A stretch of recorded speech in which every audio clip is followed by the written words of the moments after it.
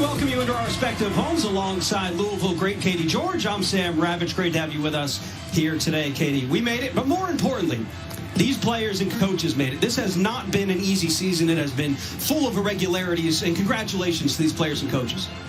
It certainly has, Sam. Today is a celebration. We applaud these young women for completing their regular seasons safely and successfully, from players to coaches to support staffs. Everyone involved at the college level has sacrificed a great deal to even get to this point, so both of these teams should be very proud of what they've accomplished. All right, let's get into our matchup here today. We mentioned Minnesota took it yesterday in 3 straight sets, and a big part of that was Stephanie Samity. Well, she's making a very strong case for first-team All-America honors, Sam. She ranks first in the Big Ten in kills percent, and gosh, it's just fun to watch. As a veteran leader and senior, she understands how to score in a variety of ways. She'll beat you with power, then she'll come back and beat you with finesse or pure intellect. She has an incredible understanding of the game, and she has a bright professional career ahead of her as well. She certainly does. On the other side for Iowa, Courtney Bazzario listed as an outside hitter, but with their 6-2 system that they've kind of been forced into running this year, she's playing all 6 spots. Yeah, talk about a selfless player. Courtney Bazzario has done everything Vicki Brown has asked of her this season and then some. Due to multiple opt-outs at the beginning of the season, Brown shifted from a 6-1 to a hybrid 6-2 system. Bazzario now sets for 3 rotations in the back row and then hits on the right side when she rotates to the front row. Brown says, we've asked her to do pretty much everything except play libero at 6'5", and she's done it all with a smile on her face. So she's certainly a fun player to watch as well, Sam. And we are underway in Missouri. Again, final regular season matchup for both of these teams. A roll from Madonna Rollins there. On the outside, there's Bazzario getting her first swing. Shaftmaster the set. Good rally here to start it off. Out of system for Bazzario, off the block and down. Right in the middle there, Reagan Pittman. She was a problem yesterday, and she's looking to be a problem again today. She certainly is. She's 6'5". She's a middle blocker for a reason, because she has this innate ability at the net. Great vision, great awareness, and when you put her with Stephanie Samity on the right side, that's 6'5" and 6'2" that you're going against. Out to the right side, Audrey Black taps it over. There's Samity on the cross court.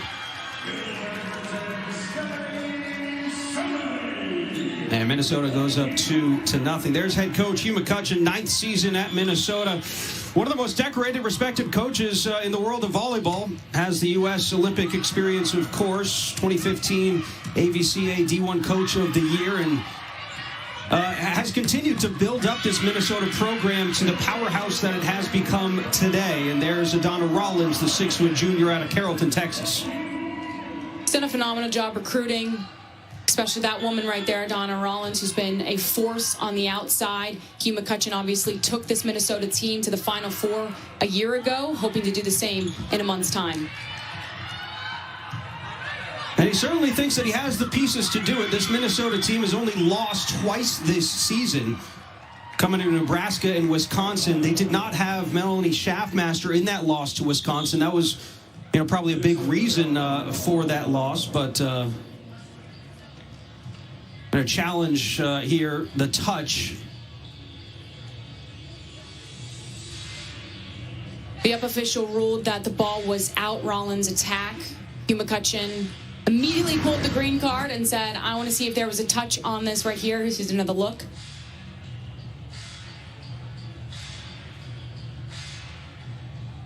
It's tough. You're kind of looking at those fingers there to see if you get any movement or the ball, if it changes direction. You might have a good case there. So you're looking at Hannah Clayton's inside hand, her left hand extended.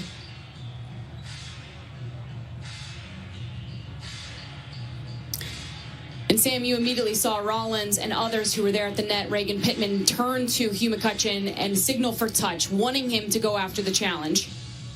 I think the ball redirects itself there. Looks like it's going at a downward angle, and then all of a sudden just makes a little bit of a change in trajectory going upwards.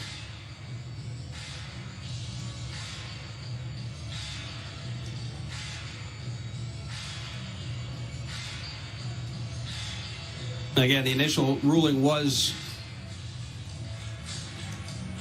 a touch, so, or excuse me, was not a touch. So you're trying to You need overwhelming evidence, again, to kind of overturn that. And that's the tricky part about this, right, Sam? They're viewing the same video we are. And so often when you're in a volleyball gym and you're playing in the game, you can actually hear the touch. But it's not what the officials can hear so much. It's what they're seeing on the footage that we just saw. Is it enough to overturn the call? Officials taking a long look at this one. Again, the match yesterday, Iowa had a pretty close one in the first set, but Minnesota took it 25-22. Then it went 25-11 and 25-19 for the three-set sweep for the Golden Gophers. Iowa only had the lead one time yesterday in those three sets.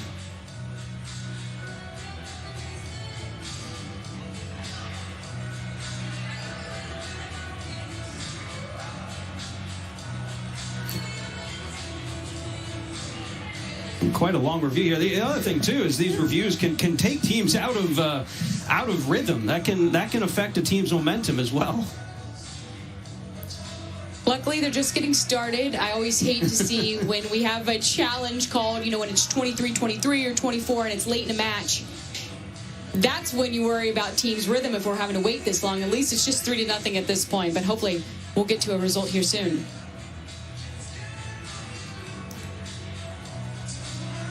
You often wonder if Hugh's like, should I even have challenged it at this point?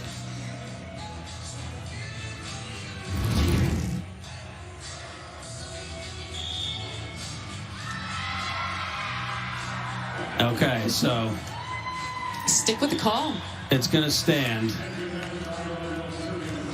And, looking at that video from home, I'm sure some fans thought that Coach McCutcheon might have had a case, but after the long review, point will go to Iowa, and now they'll have the serve back there. And a service ace mishandled there by Jenna Wennis, the 6'1" freshman from Frisco, Texas. A good serve from Maddie Slagle, who Coach Vicki Brown is pretty high on. Yes, she is. One of the vocal team leaders. Super fiery and competitive. Great run there by Hannah Clayton out of the middle. Vicki Brown said, Maddie Slagle, she brings the bark and the bite. She's a local kid. She has such pride about the way that she carries herself on the court, wearing the Iowa name across her chest. This is exactly what Iowa wants to do early. Get out and be the aggressor from the service line. Rollins straight to the floor there.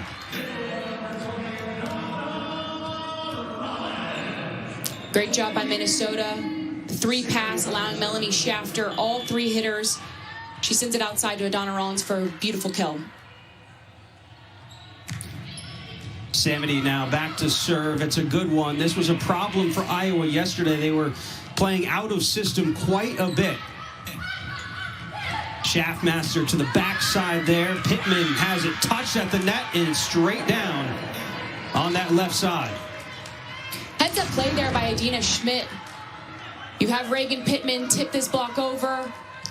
Adina Schmidt's watching it and just takes that on the overpass. Double-handed. Really nice job throwing that down for the kill. Nice save by Samity just to keep that ball alive. Pittman into the net there. So Iowa, a bit of a roll here. You'll take it however you can get it. A little bit of a miscommunication. Ball slipped there through Melanie Schaffmaster's hands, Reagan Pittman. And there, getting a little revenge, is Reagan Pittman, the 6'5" redshirt senior out of Spring Hill, Kansas. Anything you can do, Sam, I can do better.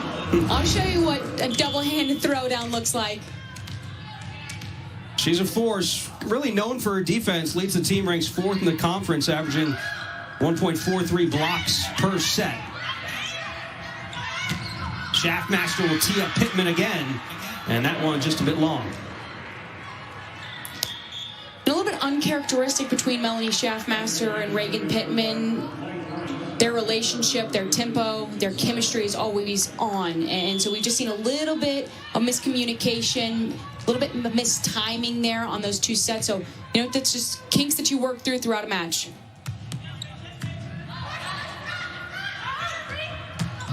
The outside there, the freshman Taylor Landfair getting a swing at it.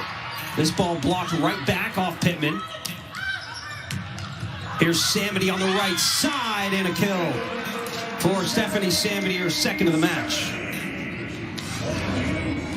Nice job by Samity coming out of the back row here behind Schaffmaster. Jocelyn Boyer had a couple of great digs. Unfortunately, just can't get in front of it and up there in time. But a nice job by Schaffmaster working in that back row attack, keeping the defense of Iowa honest. There's Bazzario setting there. And Iowa gets the kill. Nice job there by Courtney Bazzario running Amaya Jones on a quick 3-set. Getting those middles involved makes it very, very hard for any defense to set up. So Ken Bazzario, now that she checks into the back row, can she continue to feed the middle here? Bazzario very good from behind the service line, gets an ace there. So far this year coming into today, already had 19. That's her 20th ace of the year.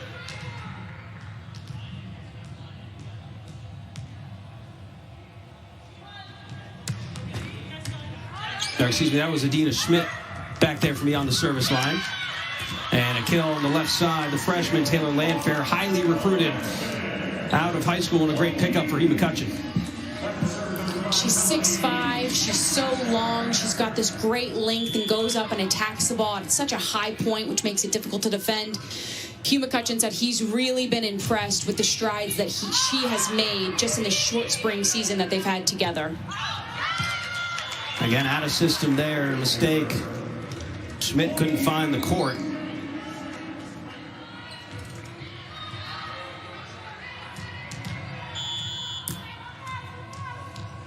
There's a setter, Melanie Schaffmaster, freshman out of Newcastle, Indiana. A huge position she's put in this Minnesota lineup to be that go-to setter. That one blocked straight back. And the combination, see Shea Rubright coming into the first set here. And it starts with that pass there by Schmidt, right? Because Jocelyn Boyer then has to set up Audrey Black. It makes your offense predictable and one-dimensional when you don't get a good pass out of serve receive, and it makes it easier for the block to set up in time. There we go. Really nice job by Audrey Black coming back there, getting a kill after a straight-up roof. Black, the freshman outside hitter from Aurora, Colorado. Had 5 kills yesterday, hit 167 in the match.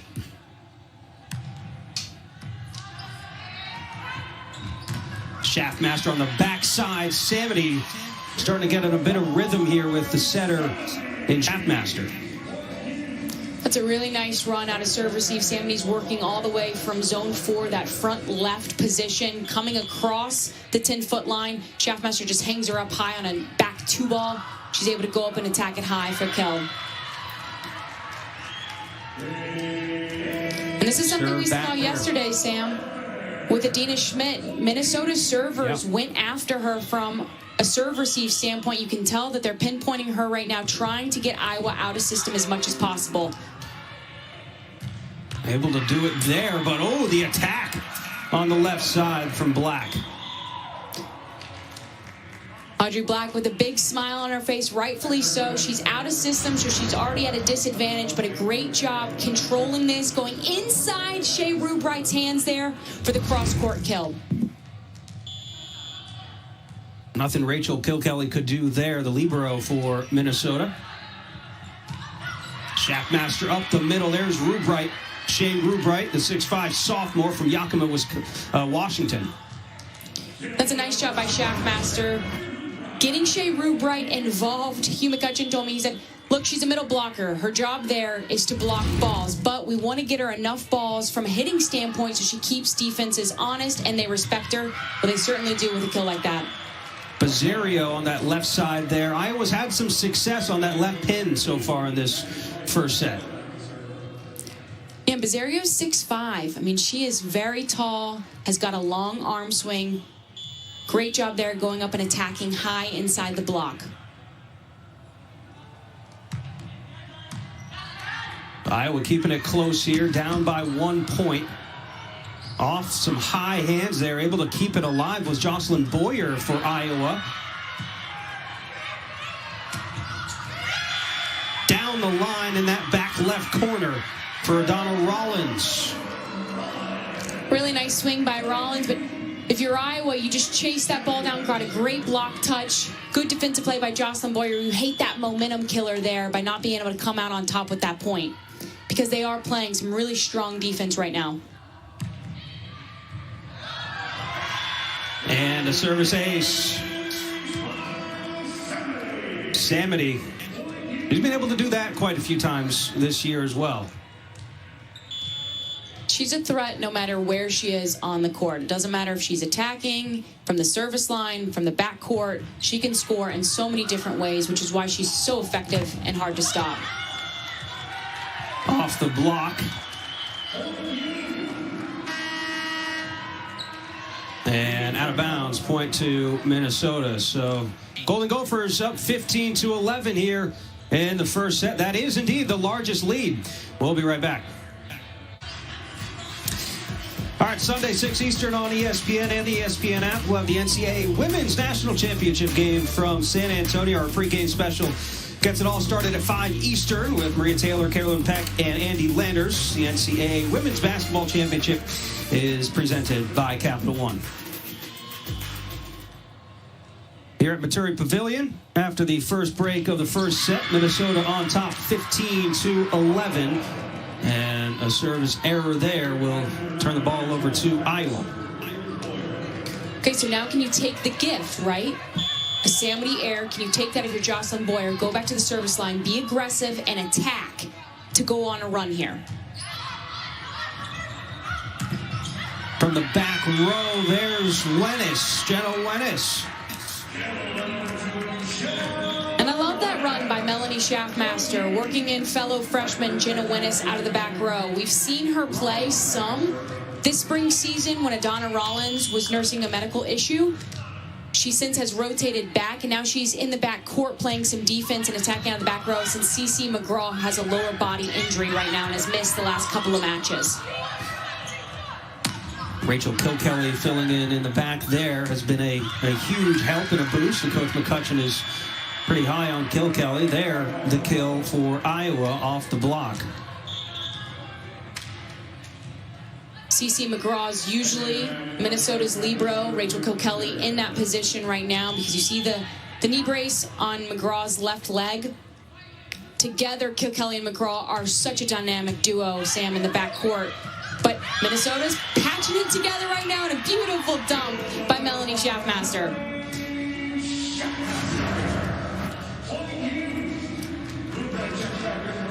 A nice pass, just recognizing that Amaya Jones did not go up and contest, so she just dumps it over right in time with some force, too. Well, emphasis behind that. She likes to... certainly has the capability of going over in two and is very sneaky in the middle there. Something you have to keep an eye on if you're Iowa. That hurt them quite a bit yesterday. There's Landfair with the roll, able to get it to fall. And Minnesota takes the 18-13 lead here in the first set. Beautifully done by Landfair, recognizing she's got four hands right in front of her. Why don't I just take some off of it, roll shot it right over the block. Good job, heads-up play, reading the defense. Minnesota hitting 375 here in this first set. Another out-of-system ball. That serve has caused a lot of problems for Iowa yesterday and now here in the first set today. This is why Reagan Pittman is such a well-rounded middle blocker. She doesn't just block and attack up front. She also can serve and score points. She just does a phenomenal job, and is such a complete player, Sam. All right, so Katie puts together the keys for our match, and these are the keys for Minnesota here today, Katie. Yeah, the first being control the first contact, which we've seen them do a really nice job, whether that be the first serve, which will set up the block and defense, or the first pass out of serve receive. You know, Melanie Schaffmaster has been able to dish the rock to whoever she wants because they've been able to pass so well. So controlling that first contact is certainly important. And then they need to play disciplined defense, which we've seen. Iowa runs this hybrid 6-2 where Courtney Bizzario sets out of the back row, and then she attacks from the right side when she rotates to the front row. So it's not a true 6-2, but it's not something that Minnesota has seen often. often. So Hugh McCutcheon wants to make sure that his defense stays disciplined and they don't let anything slip through the cracks. And then thirdly, just execute at a high level, Sam. They need to score points quickly. They have the firepower and the ball control to be able to do so. So don't allow for long rallies. Just take care of the ball and put it away efficiently, which so far so good at this point. You know, it's interesting. When you look at Minnesota and all they've accomplished this year, obviously the third best team in the country as they are ranked right now, 7-1 at home this year. A very, very good team and certainly a chance to make another Final Four run plus maybe even some more this year. And there's Vicki Brown, the keys for Iowa today, Katie.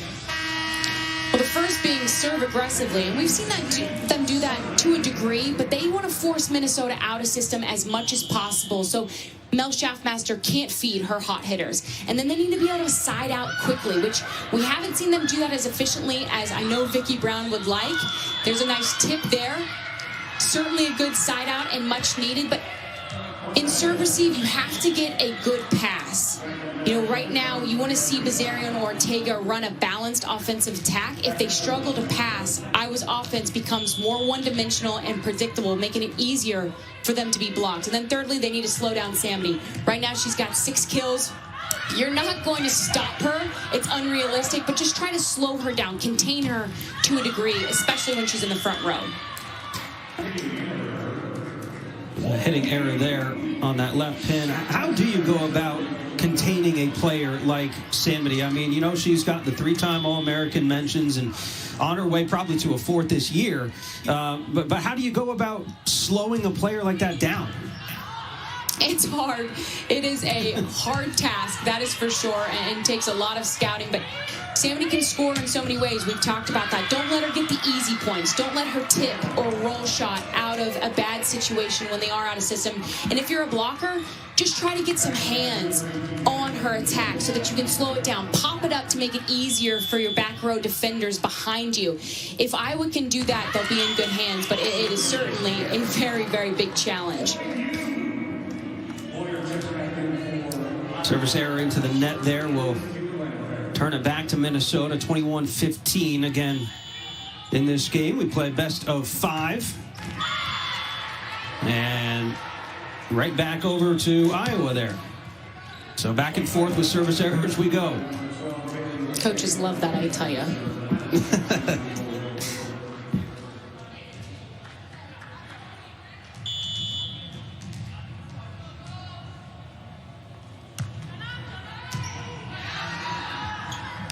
Schaffmaster back to Samity.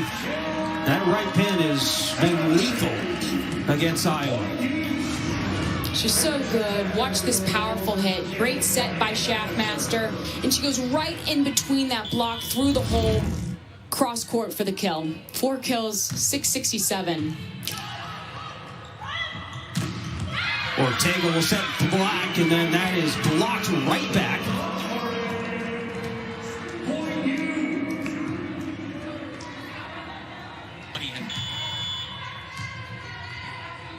Rollins and Pittman there for the rejection. 23-16, Rollins with the roll off some high hands. Here's Ortega, back row. And that one goes just a bit long. I like the run by Ortega, going to the back row to Adina Schmidt. It was a good run out of transition. Unfortunately, Schmidt just sends it a little bit too long. 12-5 run. A set point coming up for Minnesota. Here's our coverage again coming up. Very exciting. It's going to look a little bit different this year. All of the matches will be in Omaha, Nebraska. First round starting April 14th. Again, all matches on our family of ESPN networks. The selection show will be Sunday, 4 Eastern on ESPNU. So set your DVRs to that. Make sure you got a good seat for it because it will be exciting. And again, it's going to look a little bit different this year. All the NCAA tournaments have, but I think volleyball is kind of in a bit of a different situation because you had so many teams playing at different times. Here are the tickets punched so far. And there's going to be 18 at-large bids, so you got a lot of teams kind of fighting for those at-large bids, trying to make a final impression here. But it's going to be interesting this year, Katie. It certainly is, with Selection Show Sunday tomorrow on ESPNU starting at 4 o'clock. Teams will see who they'll face if they are, in fact, going to get a bye. Just the setup in general of the NCAA tournament is different. Usually, we have 64 teams in the field.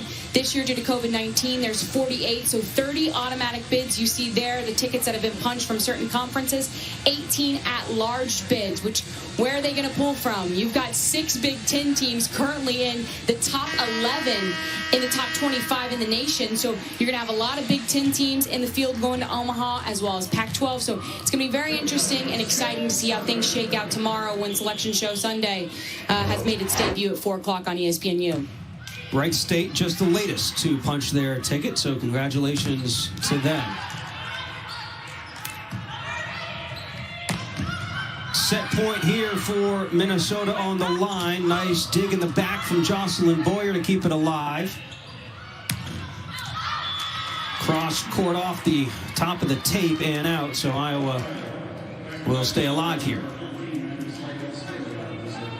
Just a little bit long there by Samity. Not something that we see often from her, with an error late in the match, late in a set.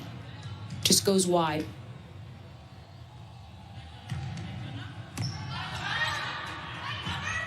Schaffmaster will tee up Rollins. Rolls it into the dig of Boyer. Down the line was Rosario, excuse me, got the kill. 2 in a row now for Iowa, gaining steam, down 6. Nice job from the right off the bat with the dig. Ortega goes back to Bizzario, and actually had Kelly maybe pulled back her platform. That looked like it was going wide, but a great kill there by Bizzario. Samity says, I've seen enough, and she will take it in the first set. How about Samity?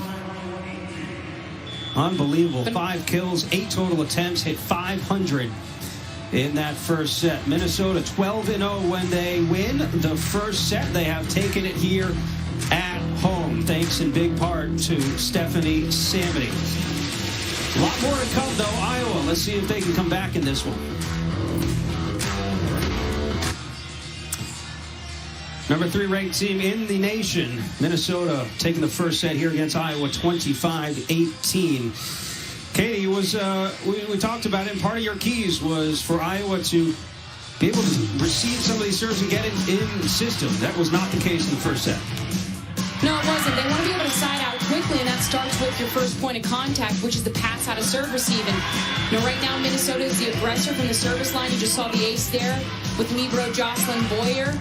Bizzario and Bailey Ortega are both on the run, chasing down passes left and right. So that makes your offense predictable and easy for a block to set up again. So if Iowa can settle in here in set 2, start passing the ball a little bit better, so Bizzario and Ortega can run a more balanced attack, they'll be in good hands moving forward. So it will be the setter, Bailey Ortega, to start it off from behind the service line for the Hawkeyes off the top of the tape. And a service error to start it off.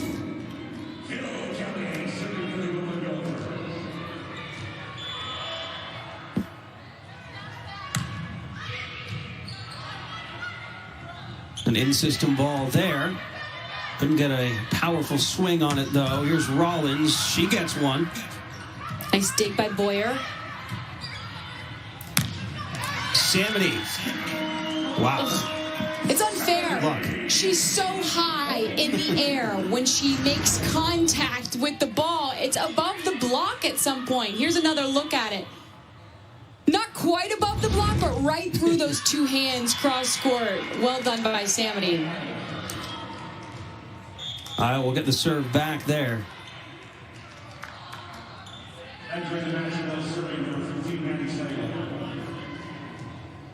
Here's Maddie Slagle now.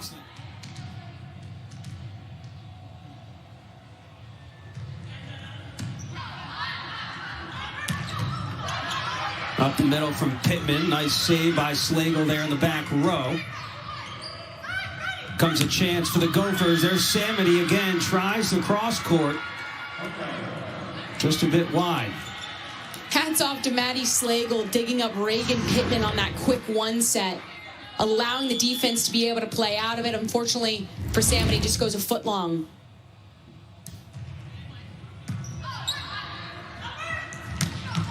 The left side there is Rollins straight to the floor. This was just a great job by Reagan Pittman holding Iowa's middle blocker to jump with her. So then Adana Rollins was able to go up with one-on-one, have her way, whichever way she chose. Cross-court line, she took cross-court for a kill.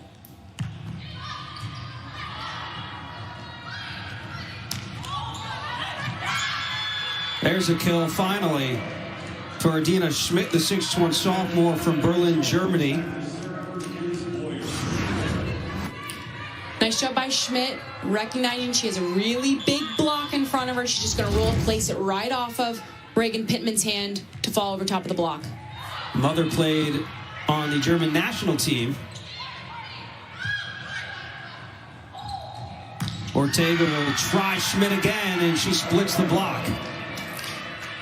Great job there by Iowa. Free ball situation, you need to get a kill and come back at Minnesota when they gift you with a free ball. Ortega goes outside. Adina Schmidt finds the outside hands of Schaffmaster for the kill.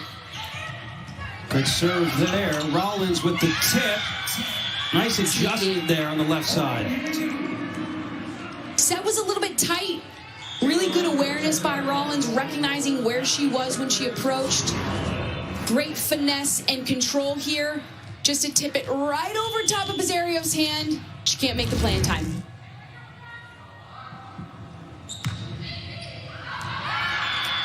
Five kills for Rollins, and the service error there. I've seen both these teams kind of be a bit aggressive behind the service line today. Sometimes it's paid off, sometimes it doesn't. That's usually how it goes. Aggressive serving, a lot of risk and reward to it.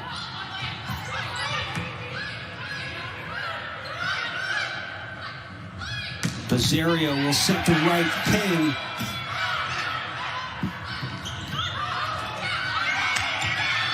Good defense with better offense from Iowa there. So Maya Jones.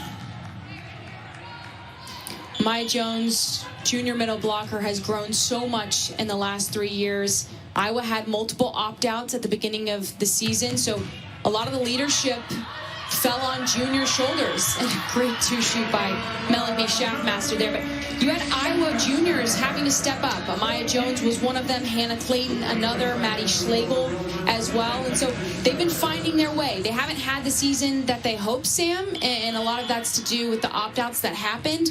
But they've done a nice job kind of asserting themselves as the team leaders here, and they're going to be really good moving forward in the Big Ten. We'll certainly get all those youngsters some meaningful experience in what has been kind of a gauntlet to run in the Big Ten this year. Great rally. Samity from the back row, dug up by Pizzario. Dina Schmidt taps it over, Schaffmaster, and Landfair. Not a whole lot of power, but finds the floor there, and Minnesota will take the kill. Great communication there with Taylor Landfair and Melanie Schaffmaster. She was stuck inside because she passed it. She called for an inside quick set. Schaffmaster delivers it perfectly for a kill. Just a good job by those two communicating to know where they are on the court. And a service ace there. And Pittman is dangerous. For a middle blocker, she has some real skill from beyond the service line. Came into this one with 16 service aces.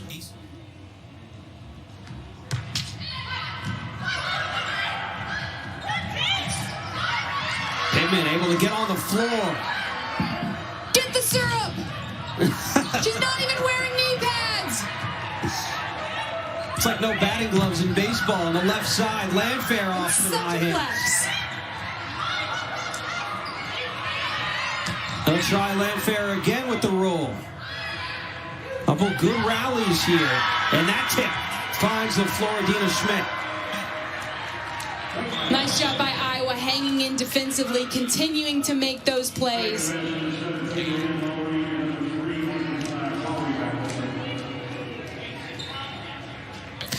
And we welcome all those watching softball here. Big Ten battle, final match of the regular season between Minnesota and Iowa. Katie George, Sam Ravitch on hand with you. Minnesota took the first set, 25-18, all tied up here, 7-all in the second set. And Minnesota takes the lead here. It's been a lot of Stephanie Samity here. Three-time All-American, looking for her fourth nod this year. 7 kills on 12 attempts, hitting .417, Katie. She's been phenomenal. A great start for her. She's just as lethal in the front row as she is in the back. They sent her anywhere and everywhere, but a really nice job by Iowa there to come out inside out. There's Blythe Reentz getting in on the action, the 6-foot sophomore from Eagan, Minnesota.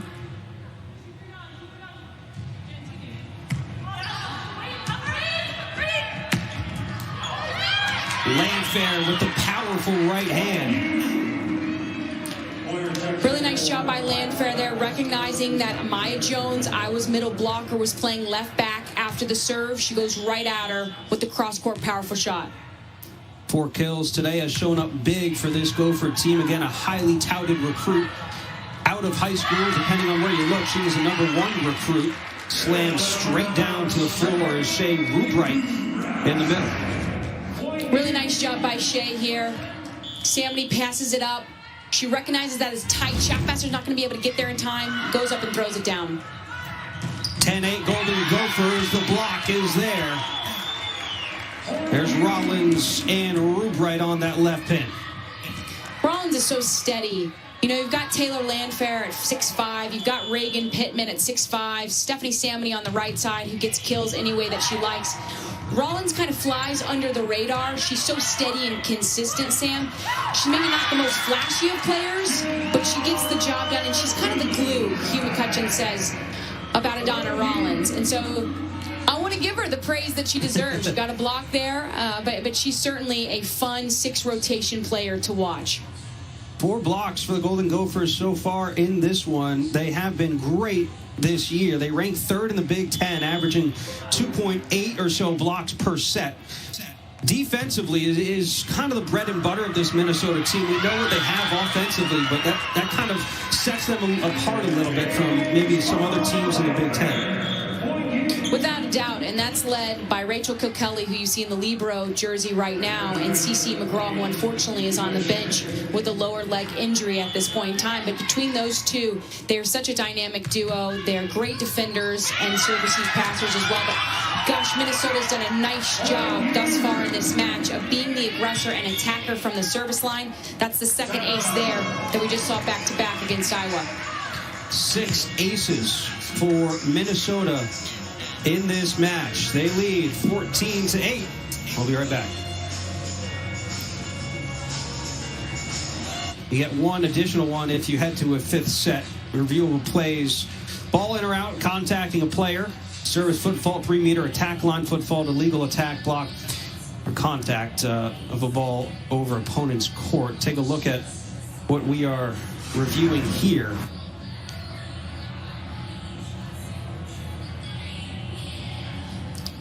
So the ball was originally ruled out. Adina Schmidt felt like, Audrey Black felt like there was a touch here. It's hard to tell.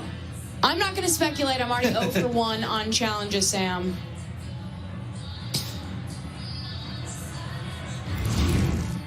Man, it's just so tough. I mean, this ball is moving so fast in the game of volleyball, and of course, there was such great equipment, but at the end of the day, these players, they can put a hurting on a ball, and it's so tough to tell at the net. It certainly is, and oftentimes as volleyball players, you hear the touch, you can hear the point of contact when it goes off an opponent's fingertips. But like we said earlier with the first challenge of this match, officials aren't reviewing what you can hear. They're just seeing the video, and they saw right now our down official is reviewing the video that we just saw. So is it enough evidence to overturn the fact that yes, indeed, there was a touch? It's very hard to do.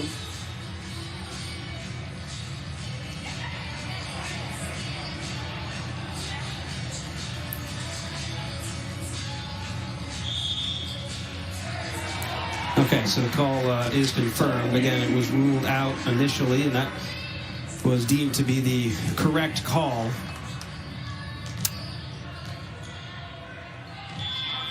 So it will be Rachel Kilkelly back to serve now with the Golden Gophers up 17-9.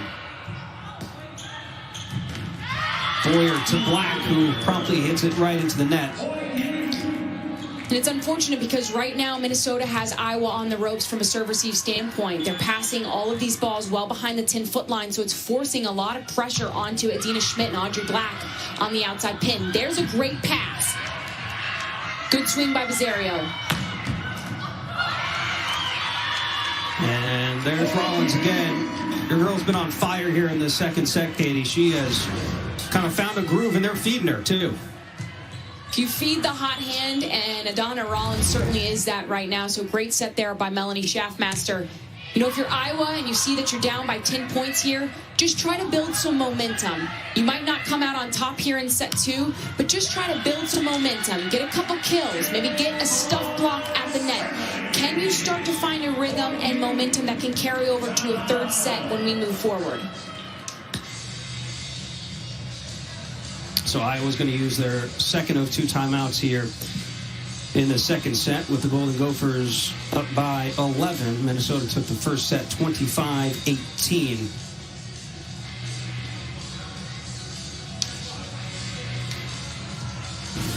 All right, Sunday we'll have a couple series finales on ESPN and the At the Braves and Phillies square off at 1 p.m. Eastern. Then in our Sunday night game, Mike Trout and the Angels host last year's AL MVP Jose Abreu and Tim Anderson and crew. And the White Sox at 8:30 Eastern. Baseball is certainly back. This guy was a problem last year in the AL, Jose Abreu. Of course, born in Cuba. And you look at kind of the history there. Jose Canseco, an MVP back in 1988 with Oakland. Great to have baseball back in our lives. And first Sunday night game coming up tomorrow. Well, in this match here, Stephanie Samity and Adana Rollins have kind of been on fire, but Samity with 8 kills, 14 attempts, and 429. You know, when I had a chance to talk with Hugh McCutcheon prior to this match, I said, what do you appreciate most about Stephanie Samity? And he said, her ability to evolve.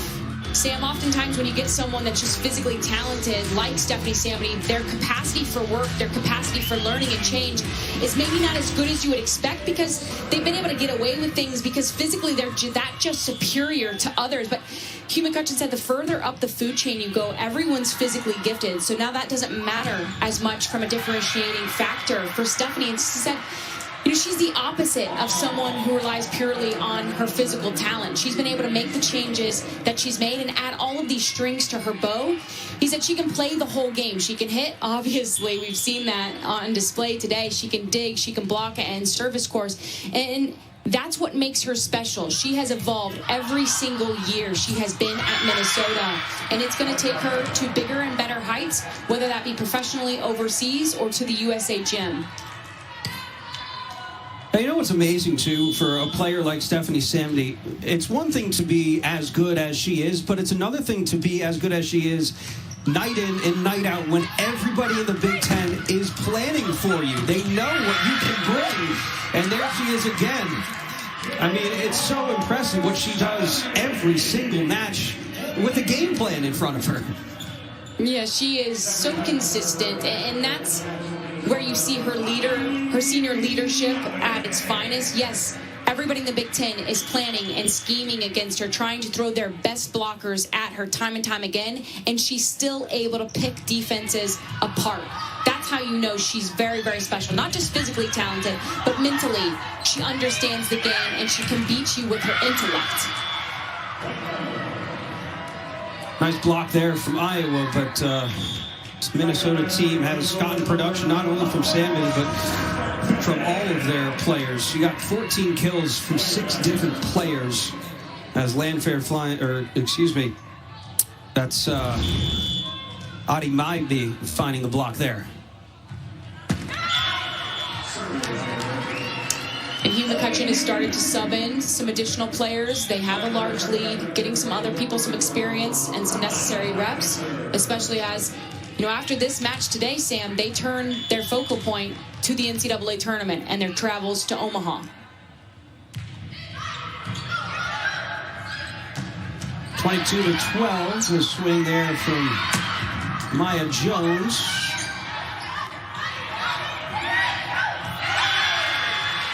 And the kill finding the floor, Heidi Miyabi, the 6-foot senior from Osaka, Japan, came to the Gophers after 2 seasons at the College of Southern Idaho. Nice job by Miyabi, just recognizing the defense was back in the court. Can I place this tip right over top of the block?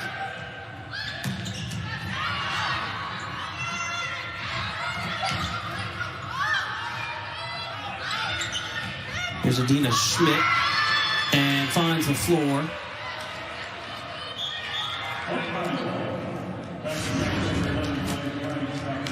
Nice job by Adina Schmidt. Just a great roll shot right into the center of the court. Great placement. Again, can you just start to build some momentum? Just string together a run here so you can carry that over to the third set. That'll help there. Service ace. And Bizarrio back there came in with 19 service aces on the year.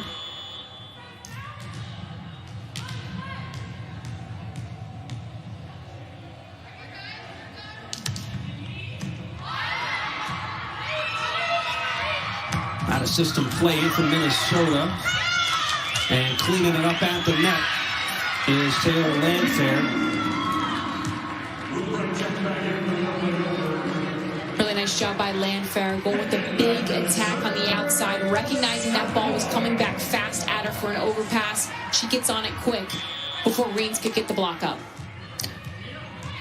Set point for the Golden Gophers here. They took the first, looking to take the second. And they will. Pittman so lethal from behind the line. So Minnesota takes the first 25-18. They take the second 25-14. We head to the third set next on ESPNU. You're watching the Big Ten on ESPN here inside Maturi Pavilion on the campus of the University of Minnesota. The Golden Gophers taking the first 2 sets fairly easily against the Iowa Hawkeyes, 25-18, 25-14. Looking to get back-to-back sweeps if they can take this third set here. All right, so the Big Ten has been ridiculous this year, to say the least. You look at the ABCA top 25, Wisconsin. We know what they did this year. Back-to-back Big Ten champions. Last team to ever do that was Penn State back in 2012, 2013. Of course, this Minnesota team, Nebraska, always up there perennially, and Purdue, Ohio State, Penn State. I mean, this has been the conference for volleyball this year. I think that's pretty undeniable, Katie. It has been for a while. You see there are 6 teams that will all likely be traveling to Omaha in a week's time. Selection Show Sunday is obviously tomorrow. You look at Purdue, Ohio State, Penn State. Penn State is a team, Russ Rose knows tradition like no other. Unfortunately, they've had 2 long COVID pauses. But it's all about clicking and finding your rhythm at the right time. And a little bit of luck, right? That's what a lot of coaches will tell you when they get to tournament time. Penn State is playing really, really well. And that's why you don't see them play as many games as others. They did have those 2 COVID pauses, but they're playing well now. And, I just watched Purdue and Ohio State play a week ago. They were 9th and 10th in the country at that point. Those 2 teams are easily 2 that could make deep runs into the NCAA tournament, possibly find themselves in a Final Four. And it's remarkable what Ohio State has been able to do under first-year head coach Jen Flynn Oldenburg. Look at that record. They missed the NCAA tournament the last 3 seasons, and now she's got them sitting at 15-3. They got to love the fact that they hired one of their alums and former players in the Big Ten, and Jen Flynn Oldenburg. She's got two phenomenal freshmen in Emily Londot and Riley Rader. They are red hot right now in the Big Ten. And so can that young team strike the iron while it's hot and make a rig run when they get out to Omaha? It's a good question. But, you know, they've got 6 teams that I think are all deserving of making this NCAA field. And again, all coming down to the wire. Final regular season match today. Volleyball selection special, the selection show tomorrow, April 4th, 4 p.m. Eastern on ESPNU. Sam Gore and the crew will have you covered there.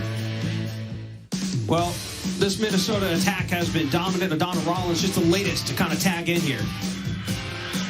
Yeah, she has. She's been getting points on the outside. She's also stepped in and gotten a few stuff blocks solo. She plays 6 rotations, so she's making an impact from the service line as well as in the backcourt with her digs. You know, you've got big-time players in Stephanie Samity, Reagan Pittman out of the middle, Taylor Landfair, who's this freshman who's 6'5". Yes, she draws a lot of attention, but you got to have a key glue player like Adana Rollins who just gets it done, flies under the radar, and somebody you can always count in and night out. And so far, she's been able to do that. She's the perfect counterpart to Stephanie Samity thus far in today's match. 8 different players for Minnesota in the kill column today. They have an offense that is kind of unmatched, I guess you could say, in the world of college volleyball. So we head to the 3rd set here, and Minnesota looking to continue. Iowa looking to make this an interesting match here. And there's Rollins getting back into things. And I got to hand it to number 2, Jenna Winnis in the back row. She's playing middle back right now. She's actually an outside hitter that has gotten a lot of playing time throughout the spring season, but they've asked her to do different things, and they've plugged her in different holes, and she's done a really nice job as a freshman playing in the Big Ten of being a bright spot for this Minnesota Gopher team. Nice out there from Iowa's defense, but that hurts right back onto your side from Reagan Pittman. Reagan Pittman is so good out of the middle. Watch this quick one set by Melanie Schaffmaster right in front of her. Block can't get there in time. That ball has so much velocity and pace on it. Off the block, Rollins at the deck, but it's going to be a kill for Iowa and Adina Schmidt. Nice job by Schmidt there, seeing the block, working it through. Adana Rollins just can't quite make that play in time.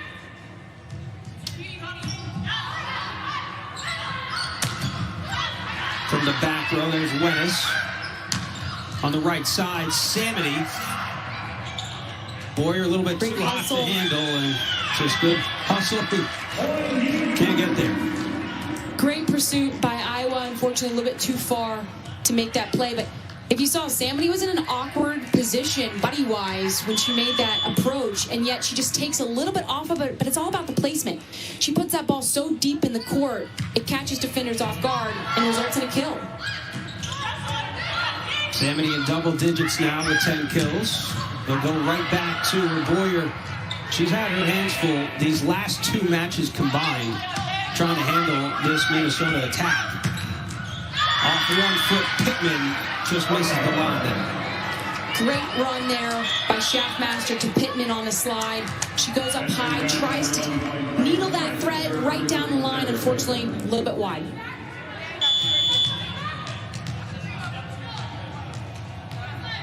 All right, so Courtney Bizzario now, the leader of this team.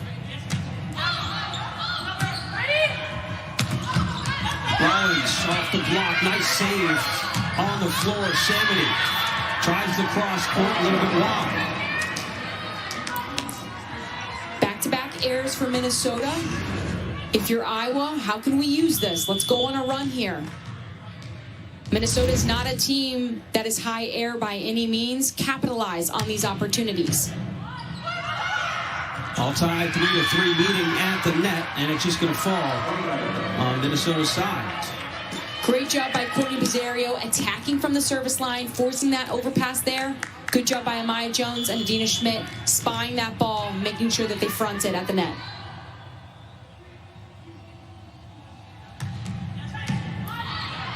Strong serve there from Bizzario. Pittman Too hard for Rosario to handle there in the back row. And side out for the Golden Gophers. I love that run by freshman Melanie Schaffmaster. She's running back to the 10-foot line. She's not even facing Reagan Pittman. So you would assume as a blocker she's going to go to either pin. Well, actually, she just flips it right over top of her head back to Pittman, who goes up and throws it down for a nice kill. That's how you keep defenses honest and guessing. Schaffmaster had 60 assists earlier this season in a match against Purdue in February. Nice cross-court kill from Blythe Reitz. And it started with this dig here. Great job just keeping it alive with the one hand and Schmidt. And then they go back to Reitz, who just cuts that thumb up right below the block to zone 2.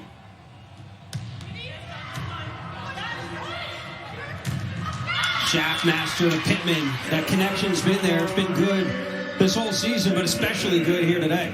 And it's a nice job by Pittman recognizing that that pass by Adana Rollins took Schaffmaster a little bit behind her, so she had to run towards the antenna. Well, Schaffmaster and Pittman worked together. Pittman followed her and was still able to run a nice one set there. Nice first contact there from Iowa. Here comes a chance. Bizarrio back row, and the whistle blows. Point to Minnesota. The net violation there on Iowa.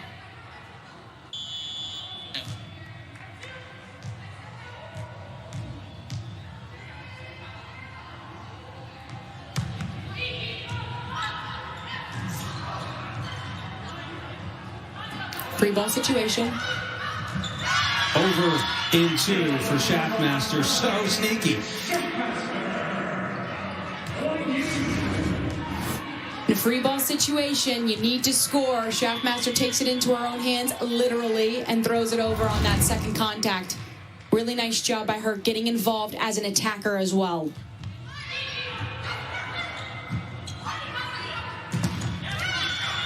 Reitz has it blocked. But the point will go to Iowa. Okay, so if you're Iowa right now, you've been playing closely at this point. Minnesota has put together a little bit of a run, side out right now. Cut this run so that you can go back to serve. Don't allow it to get out of hand here. Black down the line. And the point's going to go to Minnesota, just a bit wide. I like the swing. I like the fact that Black's being aggressive, trying to go after that line, just a little bit wide there. If I'm Courtney Bizarrio or Bailey Ortega, I wouldn't steer clear of her. I'd go to her again, give her another chance. There you go. Great job. It's Coach Katie George on the call for you there.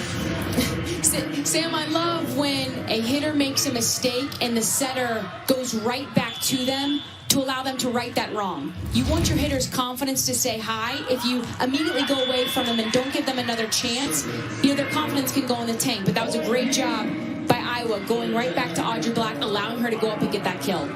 I'm curious, too, as a former player, we know sports there's such a mental aspect to it. In the game of volleyball for a hitter, how much of that is a mental game when you're out of rhythm to get back into it? How much of a mental boost does that give?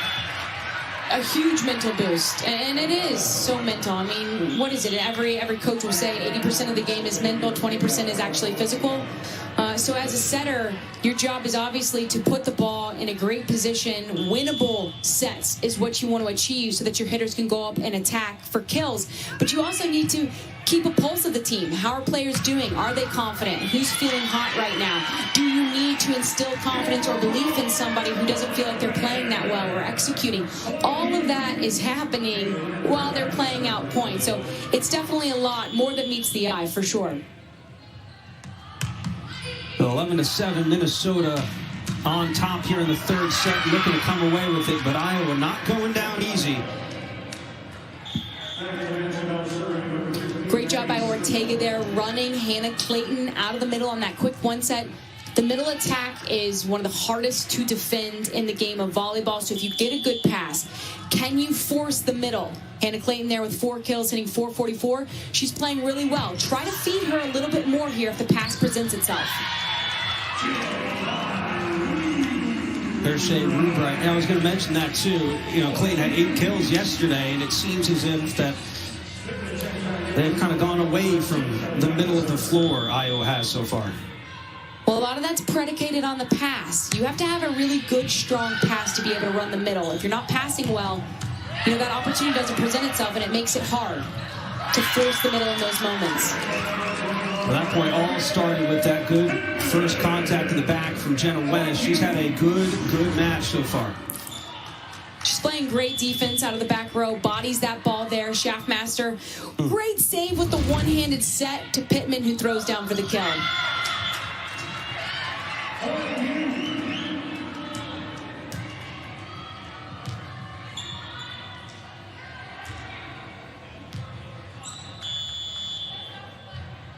Eight aces so far from Minnesota here in this match.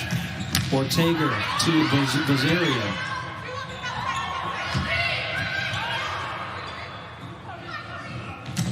Back to Bazario, off the block.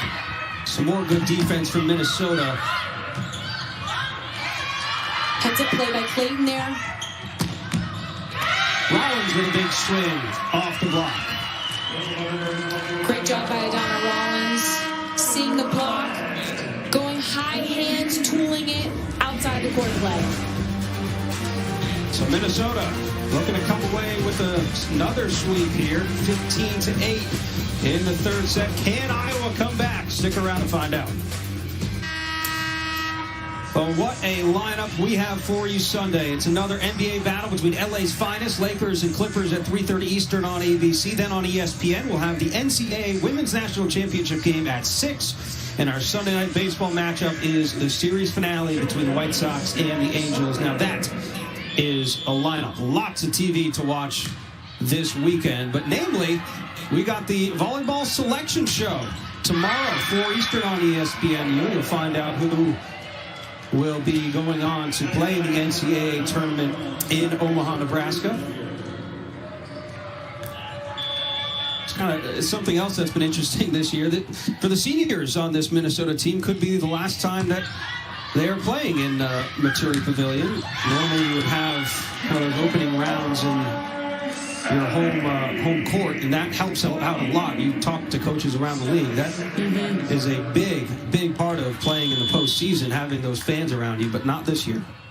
What's a goal that every team sets out for at the beginning of the season? Can we be a top 16 seed come NCAA tournament time so we can host the first and second round in our home court, in our home arena, in front of thousands of fans? I mean, usually the PAV is packed this time of year with loud, energetic fans who absolutely love Gopher volleyball. And so, unfortunately, that home court advantage is taken off the table as all 48 teams will be traveling out to Omaha to play in sites there. Other than, of course, Nebraska. If they are to continue to make it far into the NCAA tournament, there will be some Nebraska Husker fans in the stands.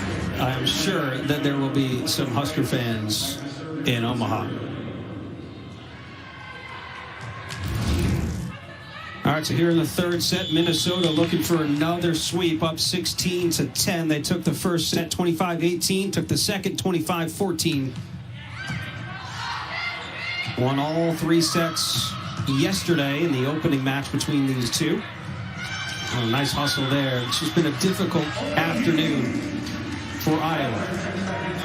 It has been in part because of Stephanie Samney. I mean, right there, you just saw Minnesota have a poor pass out of system. Melanie Schaffmaster has to bump set the ball. But because you have a luxury in the fact that Stephanie Samney plays 6 rotations all the way around, when you are out of system, you can just bump past the ball up to her, and she's able to go up and get a kill out of the back row. It's an unbelievable luxury. And why, Sam, I think Minnesota is primed for another deep run into the NCAA tournament like we saw a year ago.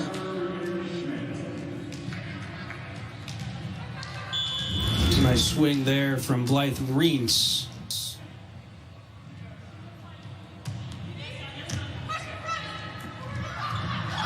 And quickly over, man. Melanie Schaffmaster so good at that and just waits to the last moment to make a decision. I'm curious, Katie, when you look at this Minnesota team, as we head into the postseason, and obviously they are most likely going to get one of those byes, what is the ceiling for this team? We know the Final Four run that they had recently, but is there something that maybe is a weak spot for this Minnesota team that they have to kind of improve on in the next couple of weeks or so before the tournament starts? Well, they don't have many weaknesses, that's for certain. I think one of the weaknesses at this point is an uncontrollable factor. You have CeCe McGraw, who is normally their starting libero, on the bench in a knee brace on her left leg. And so Rachel Kilkelly has done a phenomenal job stepping into that libero position, but they've got all the offensive firepower that they could need. And Adana Rollins, Taylor Landfell, Reagan Pittman, Stephanie Samity as well. But their defense has been the focal point and the foundation for that offense. And while, yes, Kilkelly is holding down the fort really well right now, what makes this Minnesota team great is they have two dynamic passers next to each other, two dynamic defenders back there defending well with each other. And so they've told us that CeCe McGraw is day-to-day. She has gotten some practice in as of late, which is a very good sign, but I'd be very, very hopeful if I'm Minnesota to have CeCe McGraw rejoin the team, because not only is she an excellent passer and defender, she's a great server, and she's aggressive from that standpoint and gets people out of system. But I've got to hand it to Jenna Winnes, freshman outside hitter who we've seen play on the paint. She's been playing in the back row in the absence of CeCe McGraw as of late, and done a phenomenal job defending as well as being a back row attack option. And so Hugh McCutcheon says, we're just kind of patching things together right now. Well, it's nice because they have so much depth on that bench to be able to put people in, and there's not this significant drop off from their starters to maybe, their backups.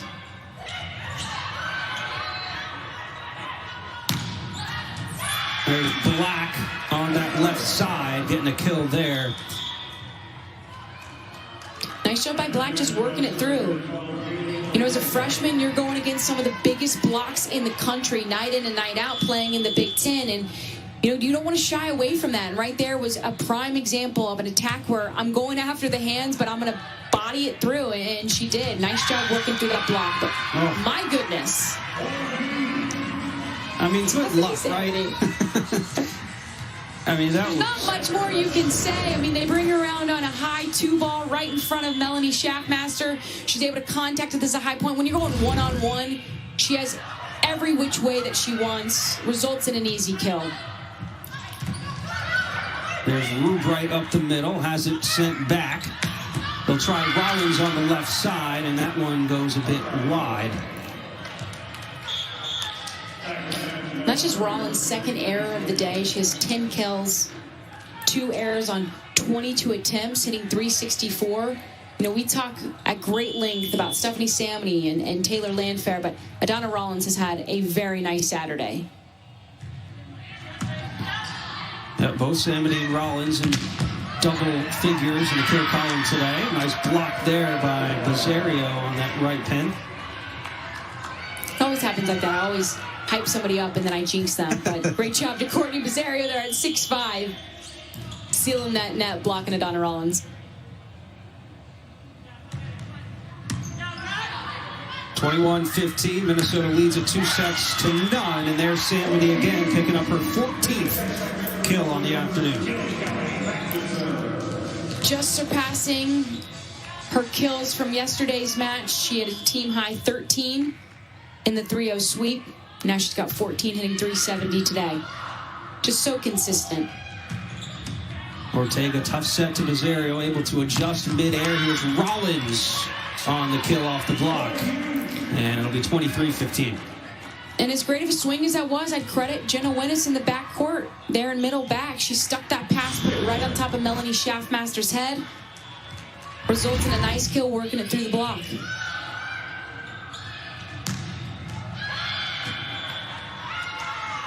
And that swing going a bit long. It'll be match point coming up for Minnesota.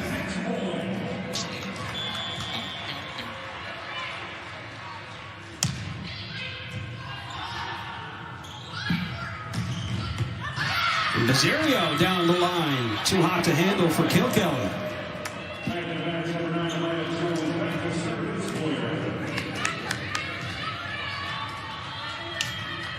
So Courtney Bazerio with 5 kills on the afternoon.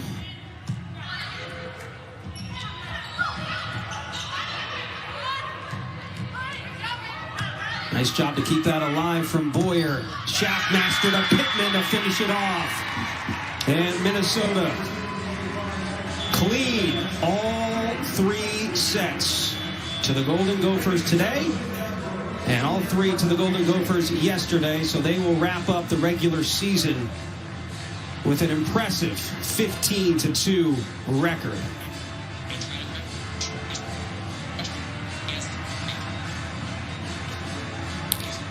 And just a great way to cap off a regular season for these seniors on Minnesota. While there are no fans in the stands, Sam, this is their senior night, and they'll have a day of celebration before, of course, they turn their focus and all their plans and preparation to Omaha and the selection show that's to take place at 4 o'clock tomorrow on ESPNU.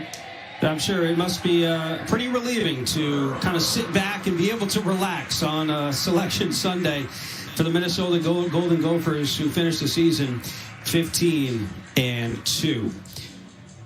And we welcome in head coach Hugh McCutcheon, who is on headsets with us now. Coach, congratulations not only on this weekend, but this entire season. Katie and I were talking about at the top of our show how challenging this must have been for your players and your coaching staff to go through a season like this one. And so congratulations to you and all of your players. What does this mean to kind of cap off this season the way you guys did today? Well, you're right. It's been a season unlike any other, truly unique. But I was talking to the team earlier. I think the thing that's wonderfully unique for us is that we're still making significant improvement here down the home stretch. And I thought that was, evident tonight. We played a good Iowa team yesterday, but today I thought we made some really significant defensive adjustments, and that really helped us, really paid dividends. Hugh, this is a unique senior day, to say the least, at the PAV. Normally speaking, you'd have thousands of fans packed and cheering those seniors on, applauding them for everything that they've given to this program. I know you have a couple, one being Stephanie Samity as well as Reagan Pittman. What have those seniors meant to your program over the last 4 and 5 years? So much. I mean, especially this year with their leadership in such an atypical circumstance with the pandemic. And you got to remember, for volleyball, everyone was, or at least in the Big Ten and the Pac, everyone was raring to go in August, and then we had to put it all on pause, and now we're starting again in January, and here we are in April, and we're still going. So it's been a forever season, and to hold all of that together, and amongst all the variables that come with trying to play and coach and learn and all of this pandemic stuff, it's been phenomenal. Their example on and off the court has been really great, and we've leaned on them a lot, and they've risen to the occasion. Hugh, I know you want to get Cece McGraw back as soon as possible, and we certainly want to see her on the court, but I've got to ask you about Jenna Winnes. She has done a phenomenal job, played great today in the backcourt. She's a sound serve receive passer as well as defender. What kind of has impressed you about her game stepping into that role as Cece McGraw is nursing that injury? Yeah, it's been really impressive the way that Jen has just been able to step in and do her thing, and also Rach, obviously jumping into the Libero jersey and getting it done. But I think both of them have held up really well, and we'll see what Cece does. It's like we said, it's day to day, and I'm not a doctor, but if worse comes to worse, what we've got, it's working, and I think those two both bring some really unique and powerful elements to those positions. Jenna, for example, not just being able to dig and serve receive, but also just having another offensive option out of the back row has been really great for us. Well, Coach, thanks for taking the time. Thanks for joining us. We'll let you go and celebrate with your seniors, and congratulations on what has been a fantastic year, and good luck down the rest of the road. Cheers. Thanks so much. Yep. So thanks to head coach Hugh McCutcheon, and his team has done a great job, and they rely so much on their leaders. Stephanie Samity, certainly one of those. Absolutely. A great senior day performance for her. You see her attacking cross-court inside the block. We saw her work it down the line. She's got so many tools in her toolkit, Sam. It makes her hard to stop. There she goes in between the block. You know, if you're a freshman setter, what a luxury to have somebody like Stephanie Samity on the other end to set and to rely on in big moments. She's had a phenomenal career. There's still a lot of work to be done. I know she has high hopes for this NCAA tournament, making it back to another Final Four like we saw them yesterday. You know, but I can't wait to see what happens after her time in Minnesota. Where will she play professionally overseas or maybe in the USA Gym? So she's certainly fun to watch, and I wish her nothing but the best. Well, this is certainly not the end of the road for Minnesota. You take a look at the NCAA Women's Volleyball Championship coming up starting on April 14th. All matches will be on our ESPN family of networks. You can watch the selection show tomorrow at 4 Eastern. Sam Gore and the crew will have that cooking on ESPNU. So some teams may be on the hot seat. Minnesota, not one of those, as they finish the third-ranked team in the nation. And they finish with a 3-set sweep here over the Iowa Hawkeyes. For Katie George, our entire crew, I'm Sam Ravitch. It has been a pleasure. Have a very, very good weekend.